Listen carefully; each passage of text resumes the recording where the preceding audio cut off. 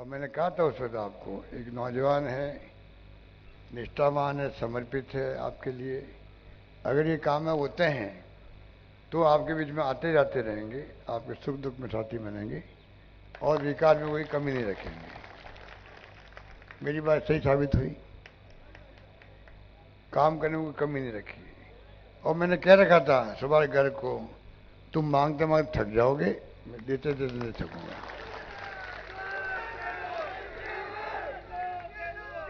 इस प्रकार से 5 साल निकले हमारे, 5 साल निकले हैं। अभी जयंत चौधरी जी बहुत ही सुंदर शब्दों में अपनी बात कह रहे थे, मैं सुन रहा था ध्यान से।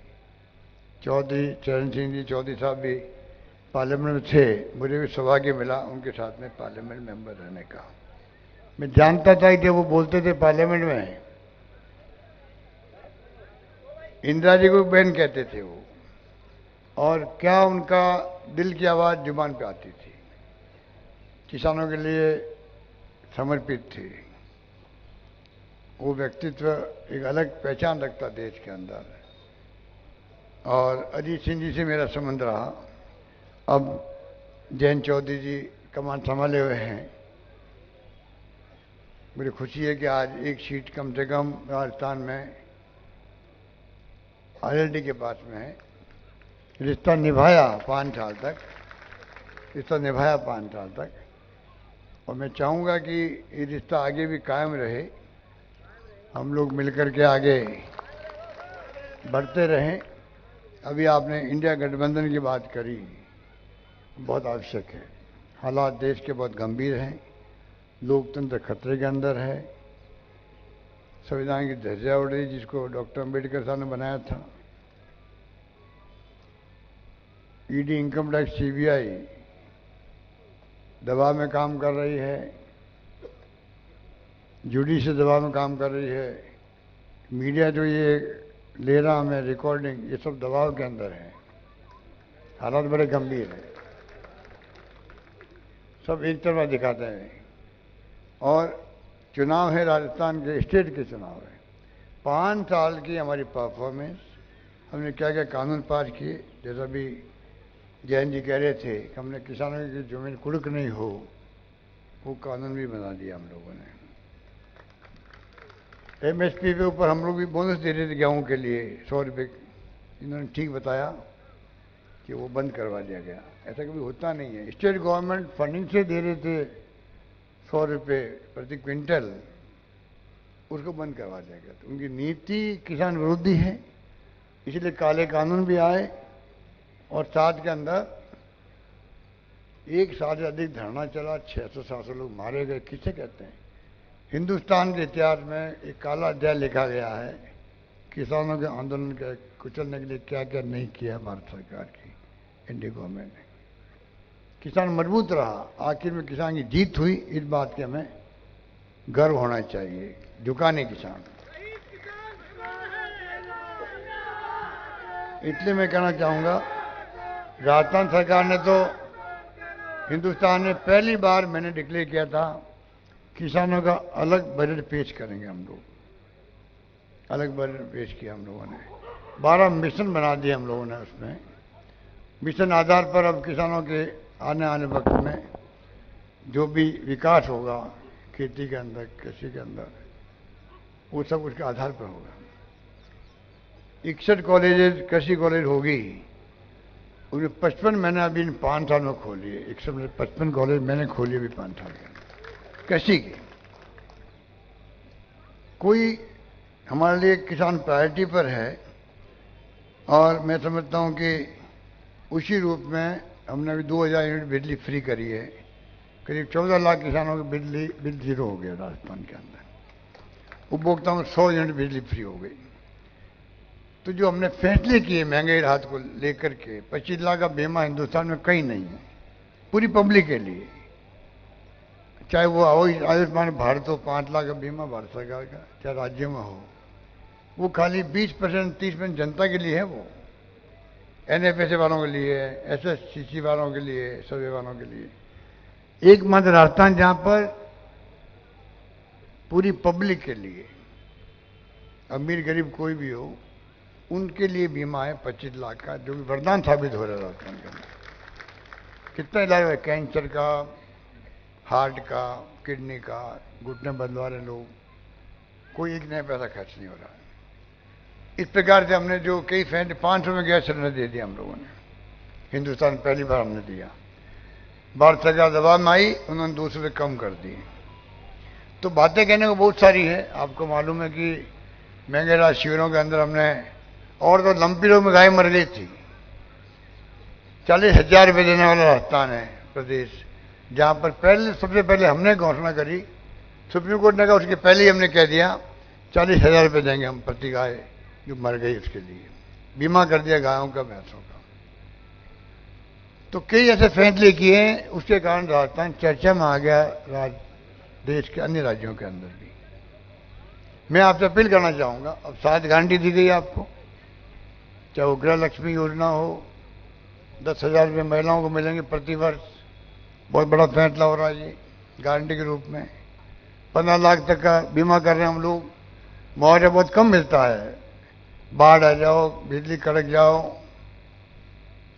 ओलावृष्टि हो जाए, 15 लाख तक के मुआवजे की बात सरकार कर रही है। हम कैसे आने वाले वक्त में इतनी राहत पहुंचाएंगे। गोधन योजना अलग लागू कर रहे हैं, छत्तीसगढ़ की सरकार की अच्छी योजना थी, मैं देख के आया रायपुर के अंदर। दुर्घटना होती है मॉलों के अंदर, गाय फिरती रहती है सड़कों पर, गाय मर जाती है, आदि मर जाता है, गंदगी अलग होती है। अब बाड़ों में रहती गायें, और चारा टाइम पे, पानी टाइम पर, और खाद गोबर खरीदती सरकार खरीदती है, जिससे खाद बनता है, गोबर से गैस बनती है। वो इसी हम लेके आए हैं, गारंटी के रूप में लेके आए। छात्रों के लिए 2 गारंटी है। एक तो इंग्लिश स्कूल बहुत पॉपुलर हुई राजस्थान के अंदर, 6 लाख बच्चे पढ़ते अभी फ्री के अंदर। प्राइवेट में 50,000 1 लाख फीस होती है। हम चाहते हैं गरीब का बच्चा पढ़े इंग्लिश। मैं भी बचपन में खिलाफ था इंग्लिश के, क्या काम आ गया हमारे जब हम पढ़ते थे तब। आज जो कंप्यूटर आ गए, राजीव गांधी बोलते थे 21st सेंचुरी बात करते थे, लोग समझते नहीं थे। आज computer, internet, email, Google, YouTube देखते दुनिया देख रही है। नॉलेज इज पावर, जिसके पास ज्ञान है वो भी पावरफुल है। तो क्यों नहीं हम भी अपने बच्चों को इंग्लिश पढ़ाएं, वो भी दिल्ली, मुंबई, लंदन, अमेरिका जाएं पढ़ने के लिए। 500 बच्चों को मैं भेजता हूं प्रति वर्ष दुनिया के मुल्कों में, अमेरिका, इंग्लैंड में पढ़ने के लिए। इसलिए कि बाबा साहब अम्बेडकर जब छात्र थे, उनको भेजा था बड़ौदा के महाराजा ने, गायकवाड़ ने। आज वो संविधान निर्माता बन गए।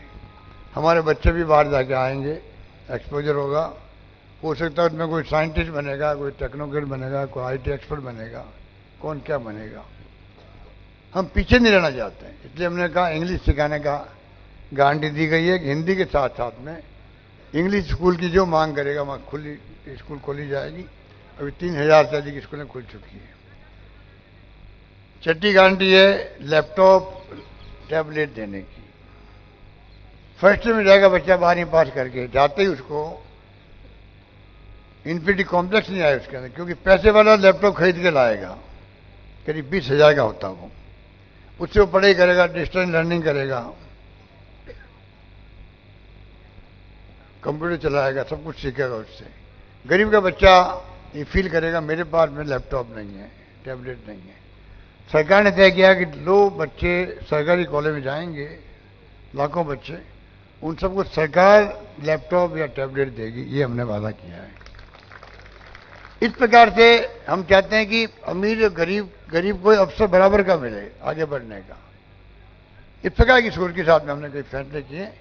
मैं आपसे अपील करूंगा कि ये चुनाव बहुत महत्वपूर्ण है हमारे लिए भी और राजस्थान के लिए भी, क्योंकि सरकार बदलती है, नुकसान बहुत ज़्यादा होता है। हमारी रिफाइनरी बंद हो गई पहले 5 साल, मेट्रो बंद हो गया, अभी चंबल से पानी आने वाला था, योजना थी अलवर तक, वो बंद हो गई। कई काम बंद कर दिया उन्होंने।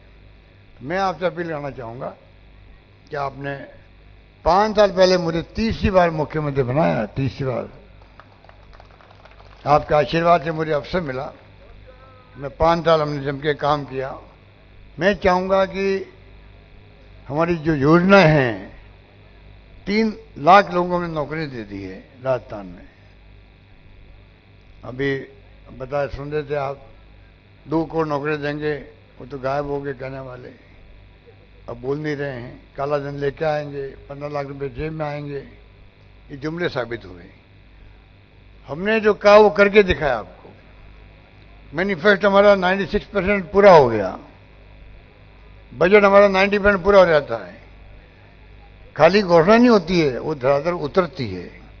इसलिए मैं कहना चाहूँगा कृपा करके आप लोग इस चुनाव में जो है, ओपीएस वाले बहुत खुश हैं। हमने वादा किया है कि ओपीएस का सरकार आने पर असेंबली में कानून पास कर देंगे, पक्का काम हो जाएगा उनका भी, पक्का ही है वैसे, और पक्का हो जाएगा।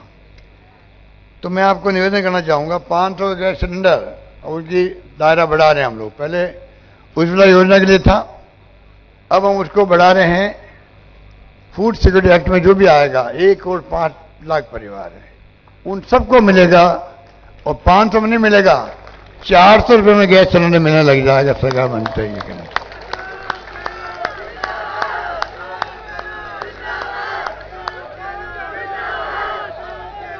इसलिए मैं अंत में आपको कहना चाहूँगा 2 बातें। एक तो पंडित रामकृष्ण जी बैठे हैं, 90 साल के नौजवान हैं ये। इन्होंने अभी डीग में मीटिंग हुई थी राजा साहब के यहाँ पर, फार्म बनाने में भी गया था। वहाँ इनका भाषण मैंने सुना। बोले मैंने मेरी जिंदगी में 90 साल की अवस्था में सरकार ने कई देखी है, जितना काम इस सरकार ने किया आज तक किसी सरकार ने नहीं किया। नंबर 2, मैं केरला गया था। केरला में वहाँ 70 साल से सरकार बदलती, एक बार कांग्रेस गठबंधन, एक बार कम्युनिस्ट गठबंधन आता है। इस बार जब मैं गया तो लोगों ने कहा इस बार तो वहाँ पर रिपीट होगी कम्युनिस्ट पार्टी की सरकार, जो अभी सरकार कम्युनिस्ट पार्टी की है। मैं वो क्यों भाई? कहता इस बार कोरोना में महामारी में अच्छा काम किया इन्होंने और सरकार वहाँ पर रिपीट होगी। तो मैंने मन में कहा भाई कि हमने कोरोना में उससे अच्छा काम किया, बिरला मॉडल हमारा दुनिया में चला गया, WHO ने तारीफ करी, कोई कमी रखी नहीं, ऑक्सीजन से कोई मरा नहीं। यहाँ पर दिल्ली में लोग मरे, बम्बई मरे, अहमदाबाद में मरे। और बाकी हमने जितनी योजना चलाई है, शिक्षा में, स्वास्थ्य में, सड़कों में, पानी में, बिजली में, 1 करोड़ लोगों को पेंशन दे रहे हैं हम लोग, 500 से 1000 कर दिए, 15% अपना बढ़ेगी पेंशन, सब कुछ किया। और 7 गारंटी और दे रहे हम लोग, 10 गारंटी दी, लागू कर दी वो महंगाई राहत वाली। तो वहाँ सरकार रिपीट हो सकती है, यहाँ क्यों नहीं हो सकती है? तो मैं उम्मीद करता हूँ इस बार जो है, मन देख रहा हूँ मैं आप सबका, आज भी जो भीड़ आई है, पिछली बार मैं आया था उससे 5 गुना ज़्यादा भीड़ आज बैठी हुई यहाँ पर। तो मैं आपको अपील करना चाहूँगा, कृपा करके सुनिए, आप 1 मिनट, कृपा करके अगर आप चाहते हो सरकार रिपीट हो तो सरकार रिपीट तब होगी तब आपके यहाँ से, शहर से, तो देखिए हमारे उम्मीदवार है यहाँ पर डीग से तो विश्वनाथ जी यही हैं, भरतपुर सुभाष गर्ग जी हैं, जोगिंदर अवाना जी बैठे हैं यहाँ पर नदवाई से, नगर से वाजिद अली हैं, कामा से जायदा खान हैं, बैर से भरला जाटव है, बयाना अमर सिंह जाटव है। अगर हमारे सरकार लानी है आपको, जहाँ आपका बस चले आप सहयोग कीजिएगा सीटें जिताने के अंदर, और यहाँ से सुभाष गर्ग और आपके अवाना साहब जीतेंगे तब जाकर सरकार बनेगी। ये मैं निवेदन करना चाहता हूँ। तो कृपा करके सुभाष गर्ग को काम देख लिया आपने, और मैं समझता हूँ कि कमी किसी ने नहीं रखी है। हमने भी 4 मंत्री बना दिए यहाँ से, हुआ आज तक कभी? मैंने इतिहास बन गया, इतिहास बन गया। 6, 2 को दर्जा दे दिया होगा। कोई कमी नहीं रखी है। भरतपुर में विशेष प्रेम रहा मेरा भी, विश्वनाथ जी बैठे हुए हैं तो प्रेम होना लाजिमी है, क्योंकि ये कॉम्रेड राजा है ये।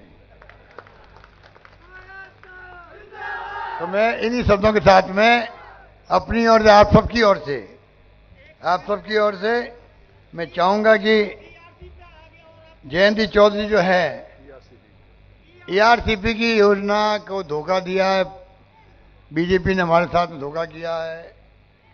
भरतपुर, अलवर, धौलपुर, करौली, माधोपुर, दौसा, टोंक, सब जिले करौली समेत, आप बताइए 25 एमपी जिता दिए हमने।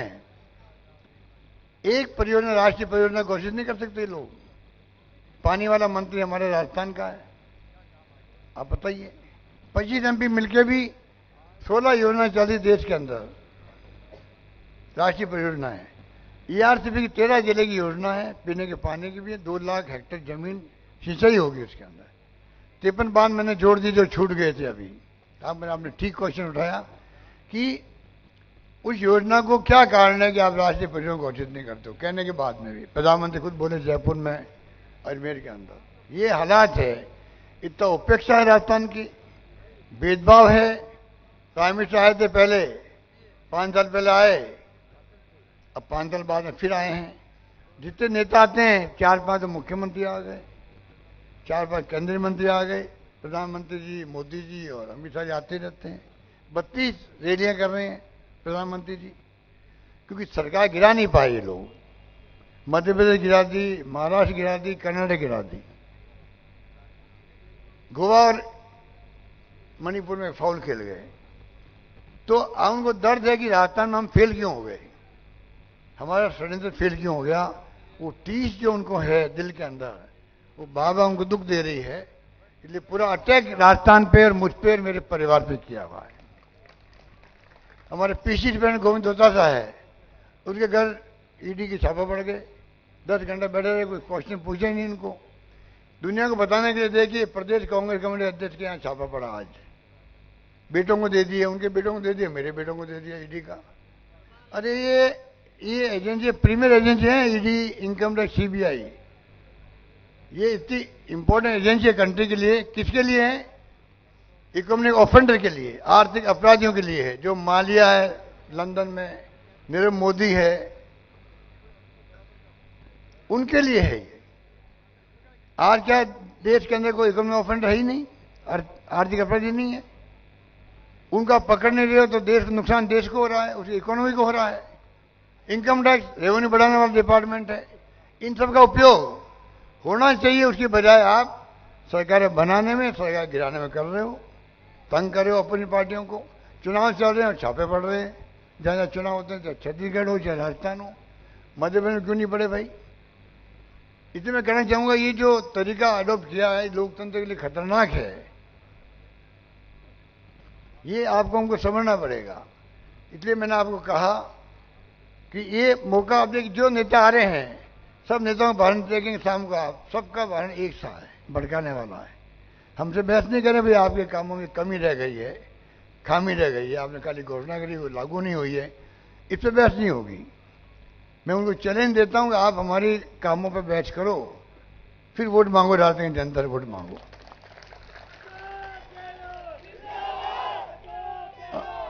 अंत में मेरी खुशी है कि आज जयंत चौधरी यहाँ बैठे हुए हैं। मैं अपनी ओर से, आप सबकी ओर से, नौजवान साथी जयंत चौधरी का यहाँ हार्दिक स्वागत करता हूं।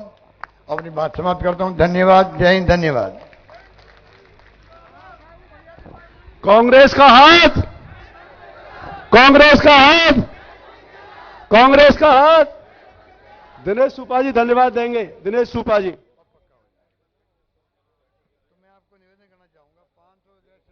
कांग्रेस पार्टी में आप सब पधारे। मैं आपका कांग्रेस पार्टी की तरफ से जिला अध्यक्ष होने के नाते